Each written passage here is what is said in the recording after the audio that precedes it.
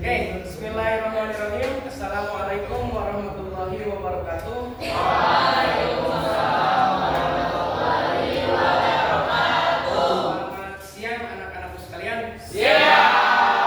Alhamdulillah pada kesempatan kali ini kita bisa bertemu kembali di ruangan ini dalam rangka melaksanakan salah satu dari rangkaian yang sudah menjadi kewajiban kita semua, yaitu kegiatan pembelajaran hari Kamis tanggal 7 Agustus tahun 2025 kelas 10-5 ya.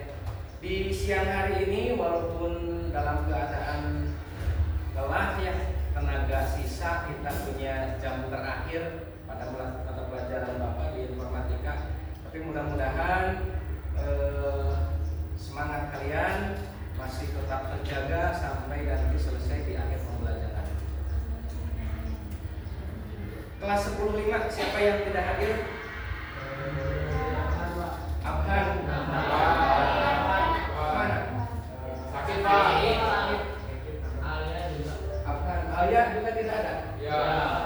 Coba sedikit apa namanya, bisa kita dulu ya. Intan Lutfiana hadir. Juan Marcel Hadir Pak. Runi Andersan, Rafa Abia Pamana, Hadir Pak. Inggit, Zahra,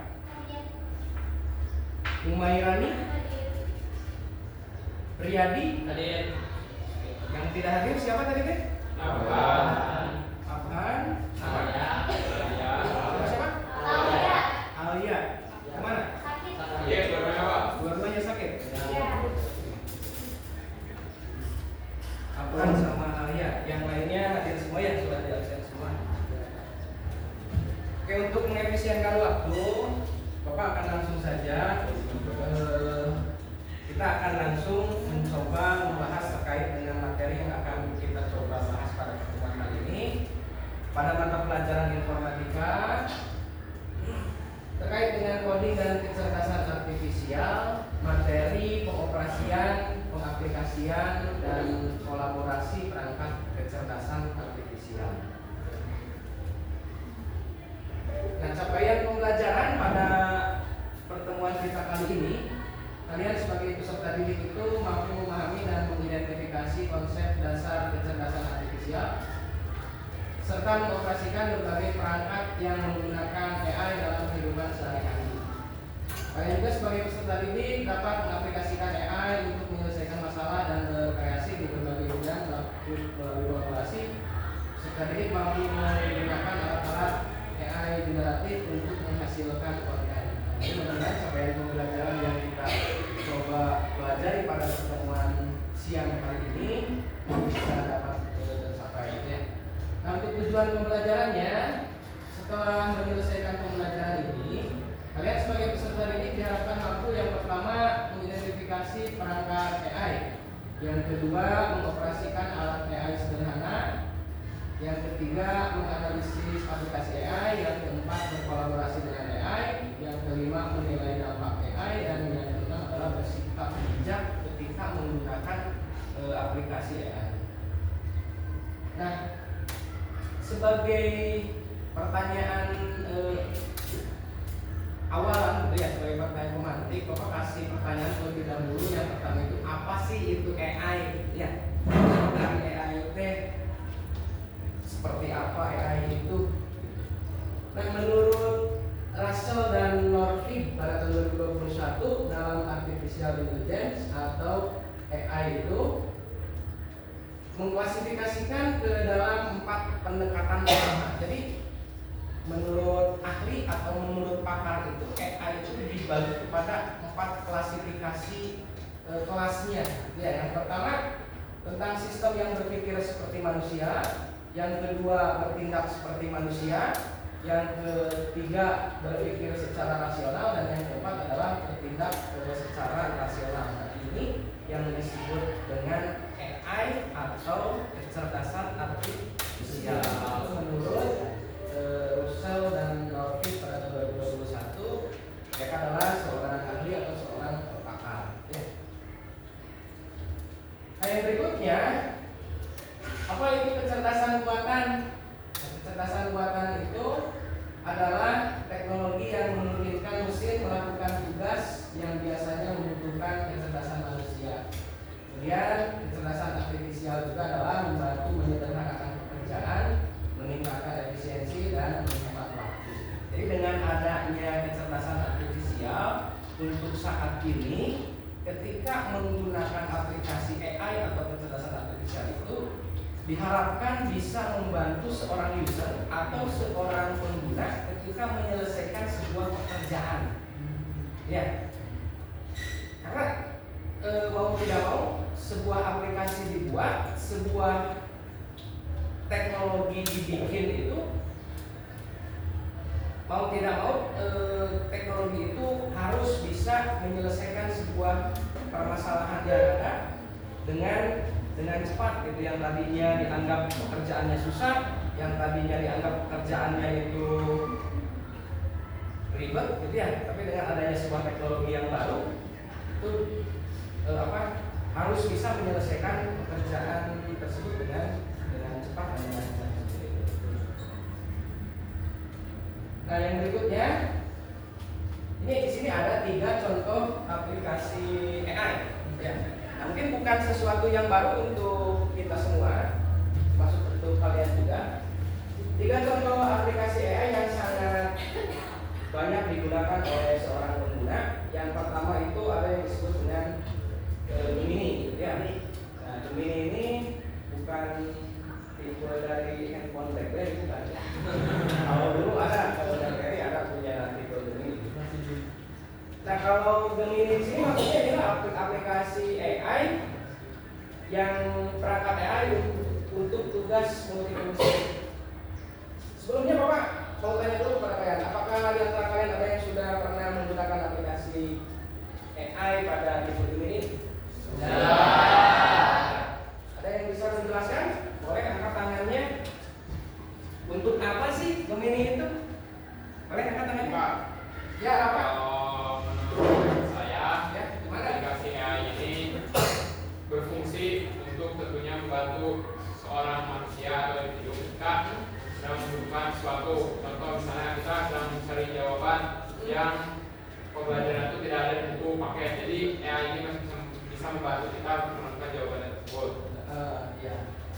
Pernah menggunakan Gemini apa? Pernah lupa waktu itu pakai Gemini itu yaitu buat nyari yang nggak ada di AKS. Yang ada di LKS. Ya, Jadi membantu kita ya. Ya. Kita menyelesaikan sebuah tugas, sebuah permasalahan atau kegiatan-kegiatan yang memang kita sulit untuk memecahkan permasalahan tersebut. Itu kita bisa menggunakan aplikasi di sini. Kalau kita mau mengakses Gemini kemana kira-kira halamannya? Masih ke browser. Browser kemudian Gemini. Nanti juga langsung ada gitu ya. Ini baru langsung terbuka aplikasi Gemini. Nah, yang kedua dari 3 contoh aplikasi AI ini yang disebut dengan ChatGPT.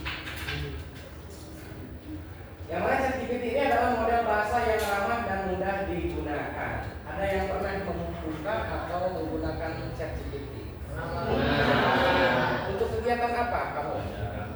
Jarang. Untuk memudahkan kita untuk melakukan sesuatu. Ketika bagaimana kamu buka ChatGPT? Untuk nama wawasan, terus buat rekomendasi itu ya kalau misalnya kita pengen tahu ini, jadi kita nyari dulu browser dulu nih. ChatGPT gitu ya, jadi agar lebih yakin bahwa itu adalah sesuatu yang kita cari benar gitu ya. Oke, itu ChatGPT. Dan kemudian yang ketiga itu ada dari 3 contoh aplikasi AI itu adalah yang disebut dengan Deep AI. Ya, dan Deep AI ini fokus pada pengembangan dan pembelajaran AI. Ada yang pernah pakai Deep AI? Jalan. DeepSeek, ada tahu DeepSeek? Untuk apa itu? Untuk aku buat cari-cari materi juga, tapi biasanya lebih lengkap itu tentang pembelajaran itu lebih detail kalau di AI itu. Oke. Nah, ketika kalian menggunakan aplikasi AI ini, kalian kemudian mungkin menggunakan Gemini atau menggunakan ChatGPT atau juga menggunakan AI atau DeepSeek yang tadi dikatakan sama siapa? Priyadi ya. Nah, ketika menggunakan aplikasi yang berbeda, apa yang kalian rasakan atau apa yang kalian temukan? Mungkin lebih senang pakai yang mana nih kira-kira? ChatGPT, Gemini, DeepSeek, AI, atau pakai yang apa yang paling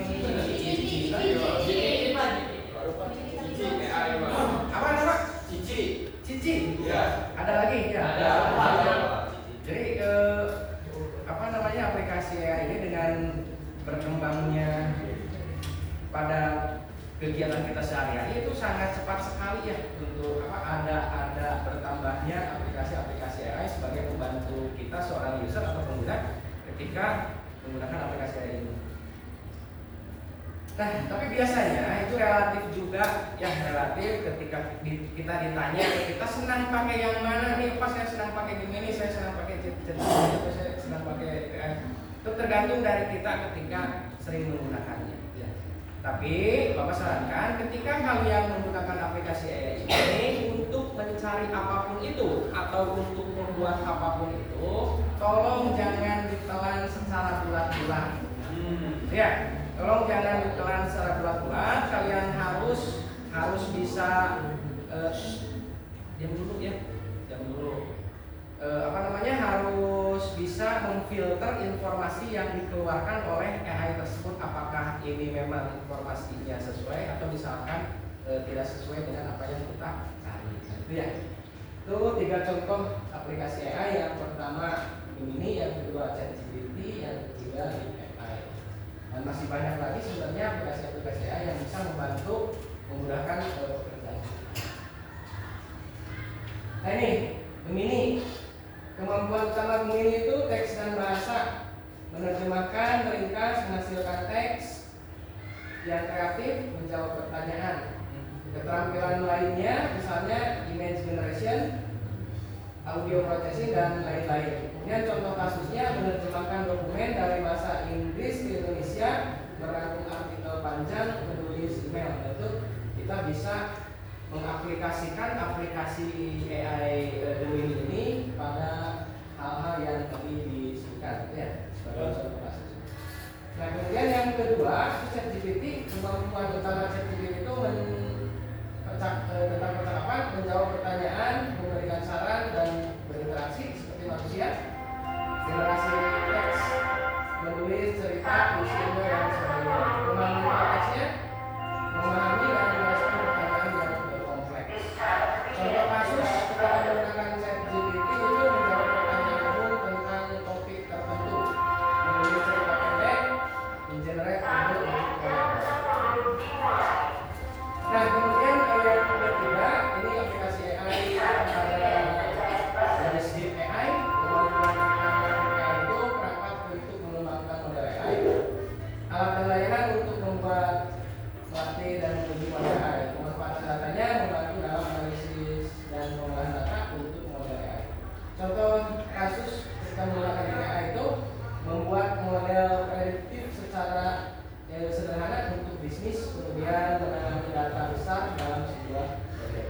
Nah itu ketiga-tiganya, baik itu Gemini, ChatGPT ataupun AI, fungsi dan kegunaannya itu sebenarnya hampir sama semuanya, membantu seorang brainer atau membantu seorang user atau membantu seorang pengguna kita, ya, menyelesaikan sebuah permasalahan, menyelesaikan sebuah tugas yang sedang kita kerjakan. Tapi kita juga harus memfilter lagi informasi-informasi yang dikeluarkan oleh AI tersebut.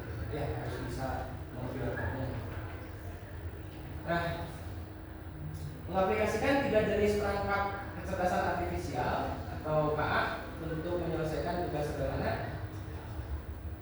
Nah, Bapak di sini sudah coba membuat puisi, ya, membuat puisi judulnya itu untuk ibu, membuat puisi untuk ibu. Kalau membuat puisi itu kan kalau dulu susah ya. Waktu zaman sekolah saja dikasih tugas sama guru bahasa Indonesia, coba tolong buatkan puisi. Oh itu pintaan pun gitu untuk membuatnya ya mungkin satu hari satu malam mungkin bisa hebat. Kalian dulu mungkin sama, tapi ketika sekarang kita disuruh atau diberikan sebuah tugas, contohnya adalah membuat puisi untuk siapa gitu, karena ibu contohkan di sini bapak membuat puisi untuk ibu, sangat mudah sekali. Ya, sangat mudah. Kita tinggal buka aplikasi Gemini, kita tinggal buka aplikasi ChatGPT, kita juga tinggal buka aplikasi DPI. Itu semuanya permasalahan bisa selesai. Dengan cara mengetikkan sebuah perintah atau sebuah prompt pada aplikasi tersebut. Namun sih Pak, prompt gampang ya. Bapak yang nanya sederhana, tolong buatkan puisi untuk ibu. Itu di aplikasi Gemini, di ChatGPT dan di DPI dengan prompt yang sama, dengan kata kunci yang sama, menuliskan tolong buatkan puisi untuk ibu, hanya seperti itu. Nah hasilnya ini bisa kita lihat ya, yang paling kiri itu yang paling kiri yang ini ada 1, 2, 4, 1, 2, 3, 4, ada 4 bait gitu, itu secara otomatis keluar tanpa berlama-lama langsung keluar puisi. Nah ini menggunakan Gemini. Nah kemudian yang kedua ini menggunakan ChatGPT. Dan ini yang ketiga adalah contoh ketika kita membuat puisi untuk ibu, kita menggunakan DPI. Ini lebih mudah ya? Memang gampang sekarang. Oke, buatkan cerpen tentang masa kelas. Teman cair apa itu langsung keluar hasilnya ya lebih cepat. Nah, tapi yang jadi pertanyaan gini, ketika kita membuat sebuah penyelesaian tugas menggunakan aplikasi pembantu AI ini yang berhubungan dengan itu adalah sebuah hasil karya. Contohnya puisi itu kan hasil karya ya. Mau tidak mau ini puisi itu hasil karya. Atau misalkan kalian membuat sebuah gambar atau kalian membuat sebuah image di aplikasi AI. Nah, apakah itu bisa disebut dengan hasil karya original buatan kita? Atau misalkan hasil karya siapa yang jadi pertanyaan yang dikeluarkan oleh AI? Kalau kita menulis puisi satu malam suntuk gitu kan ya, itu kan hasil karya kita. Tapi ketika kita hanya menuliskan kata kuncinya saja, kemudian di enter, kemudian keluar puisi sesuai dengan apa yang kita inginkan. Nah, puisi tersebut apakah itu hasil karya kita atau hasil karya siapa? Itu hasil original kita atau bukan? Sesuai dengan apa yang kita rencanakan pada pertemuan sebelumnya, ya.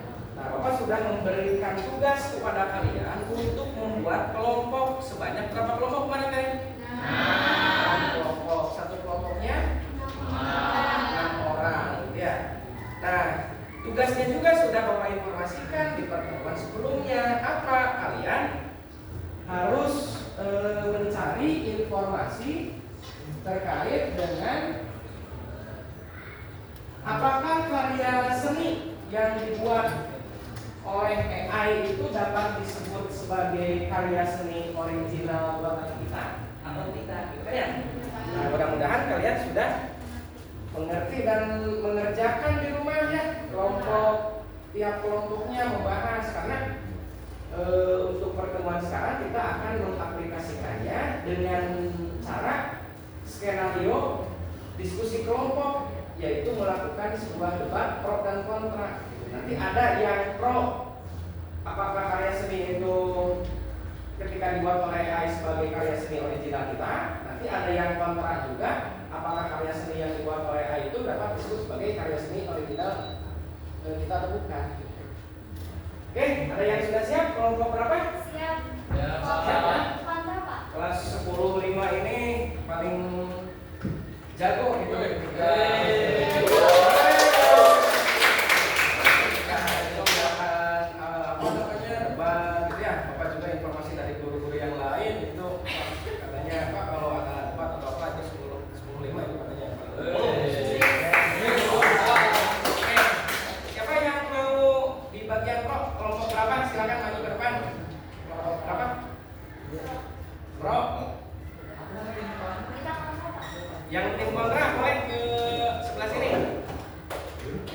kontra.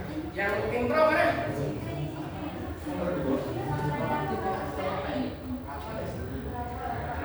Ya, sama siapa aja ya? Apa boleh? Apa tambahnya? No, ini.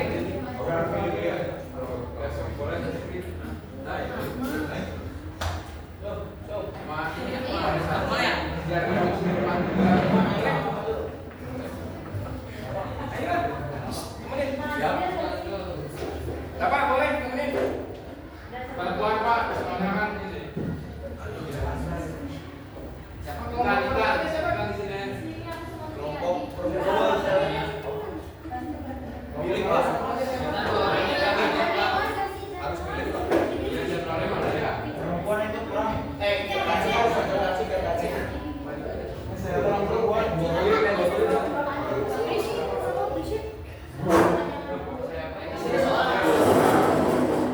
Ayo dong. Milik nih. Kemarin punya.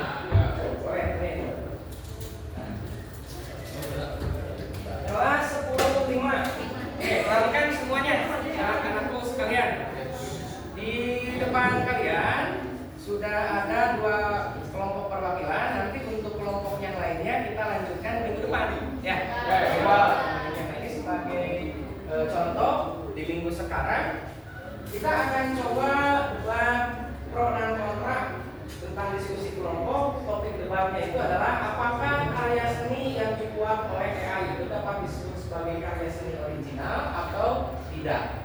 Nah, tolong diperhatikan yang lainnya. Nanti barangkali ada yang mau ditanyakan oleh audiens atau mustami kalian semua itu silakan boleh ditanyakan.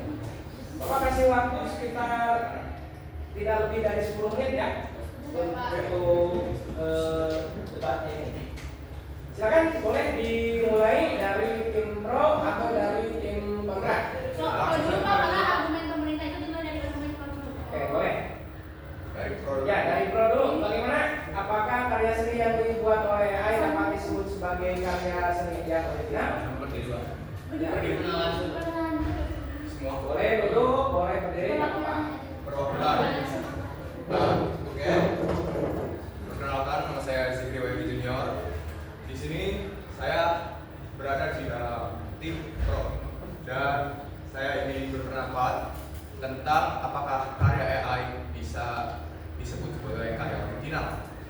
Jadi saya memiliki pendapat yaitu AI adalah alat, bukan suatu kreator. Nah, jika kita menulis seperti prompt yang biasa saja, lalu kita langsung enternya ya di ChatGPT ataupun Gemini, seperti misalnya kita buatkan gambar lapangan sepak bola, itu sangat simpel dan promptnya sangat simpel lah. Tetapi jika kita membuat promptnya yang sangat kompleks, seperti misalnya lapangan bola, terus kita kasih suatu ekspresi-ekspresi, misalnya lapangan bola itu seperti retak, lalu kita revisi tentang karya AI tersebut dengan prompt yang sulit dan kita tambahkan ekspresi manusia di dalam AI, itu bisa disebut sebagai karya kita. Karena AI itu tidak memiliki ekspresi maupun emosi, jadi AI hanya membantu sebagai alat kepada manusia, sebagai misalnya menggambarnya itu hanya sebagai data menganalisis data-data doang kayak gini.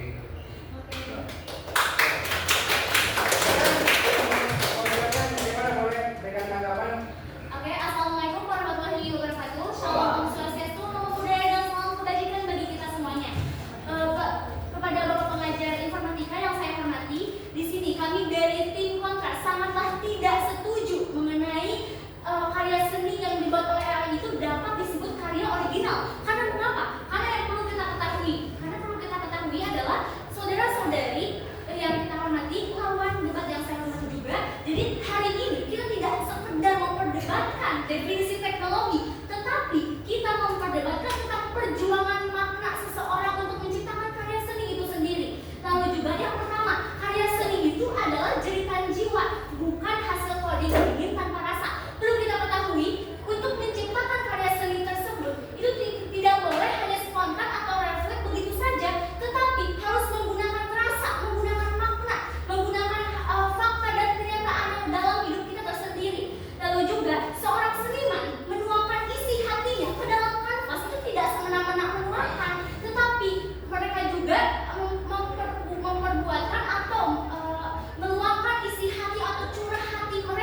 dalam menuangkan ke kanvas atau ke kata-kata puisi yang indah dan memakna tersebut.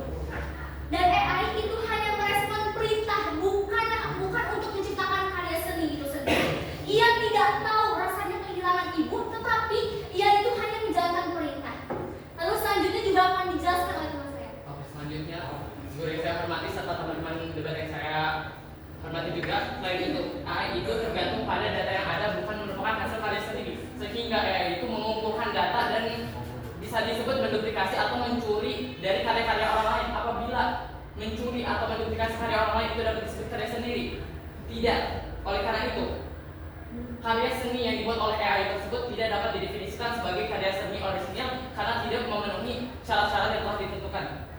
Perlu kita ketahui juga para pengajarnya juga, jadi bahwa seni itu adalah suara manusia, bukan dari suara mesin. Sekali lagi, jadi seni itu bukan dari suara mesin, tetapi dari suara manusia itu tersendiri. Bagaimana cara kita mencurahkan hati yang paling terdalam, bukan dari teknologi yang hanya semata-mata mereka itu hanya menjalankan perintah. Jadi maka dari itu kami dari tim Kontra sangatlah tidak setuju ya bahwa AI itu dapat disebut sebagai karya seni original. Sekian, terima kasih. Wassalamualaikum warahmatullahi wabarakatuh. Oke.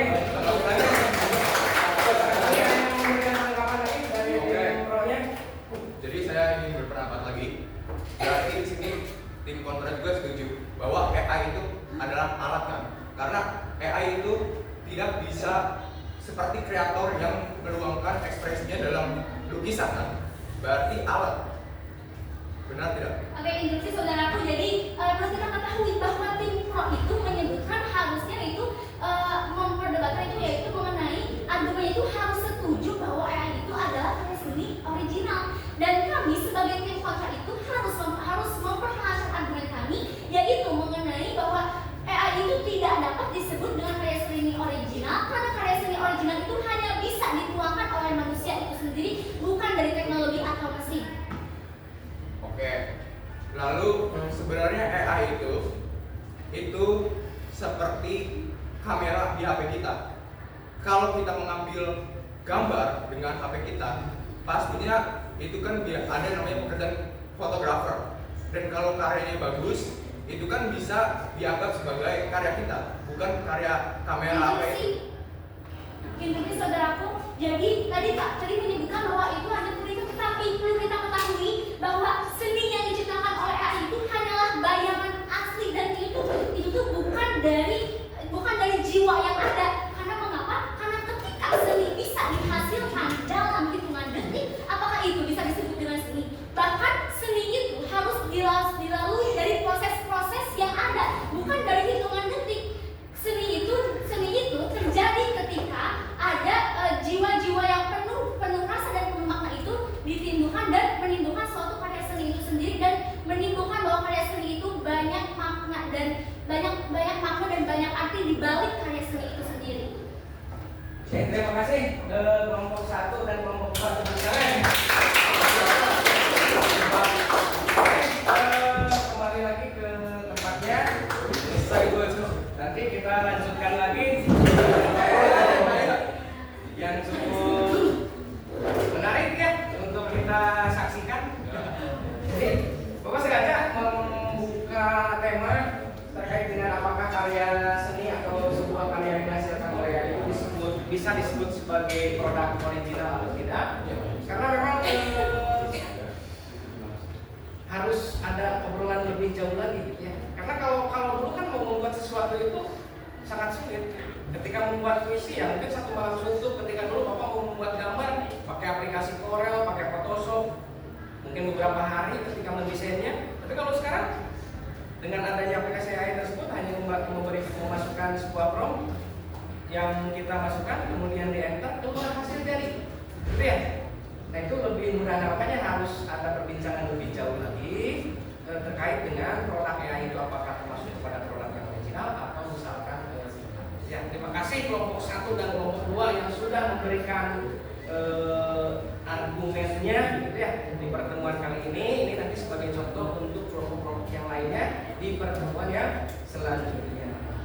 Nah, dengan berakhirnya diskusi debat debat tadi, pertemuan kita juga berakhir ya. Untuk di pertemuan kali ini, tapi kita nanti akan bertemu lagi di pertemuan yang selanjutnya. Kita akan melanjutkan lagi materi yang akan kita pelajari, dan jelas nanti untuk praktek debatnya kita akan lanjutkan lagi di pertemuan yang selanjutnya. Nah, pesan Bapak, ketika menggunakan aplikasi AI itu, jadikan sebagai pembantu kita untuk mengerjakan sesuatu, tapi jangan sampai kita juga seperti yang tadi sudah disampaikan, ditelan bulat-bulat gitu hasilnya. Jadi tetap harus difilter gitu ya, tetap harus disaring gitu. Apakah itu sesuai atau tidak? Karena yang namanya mesin juga kan yang AI itu kan mesin juga gitu ya. Namanya mesin kadang suka ada hal-hal yang ditambah-tambahkan lah mungkin, atau misalkan tidak diinformasikan secara menyeluruh seperti itu. Jadi difilter dengan baik, disaring dengan baik. Oke, bisa dipahami ya. Mudah-mudahan pertemuan kali ini menjadikan pertemuan yang bermanfaat bagi kita semua. Pertemuan kali ini kita menjadi lebih tahu lagi terkait dengan aplikasi AI yang belum kita ketahui selama ini. Nanti kita akan lanjutkan lagi di pertemuan yang selanjutnya. Terima kasih atas segala perhatiannya. Mohon maaf atas segala kekurangannya. Kita ketemu lagi di hari Kamis depan. Tanggal berapa? Nanti mudah-mudahan tidak ada halangan. Ya kalau itu tanggal 17. Ya. Tapi tanggal 17 hari Minggu ya. Iya. Hari Minggu. Kita hari Kamis tidak ada kegiatan apapun, pasti insya Allah bertemu lagi. Oke, boleh, karena ini jam terakhir, kalian boleh pulang. Hati-hati di jalan. Boleh ke kelas lagi. Yang mau beres-beres kelas dulu silakan beres-beres kelas dulu.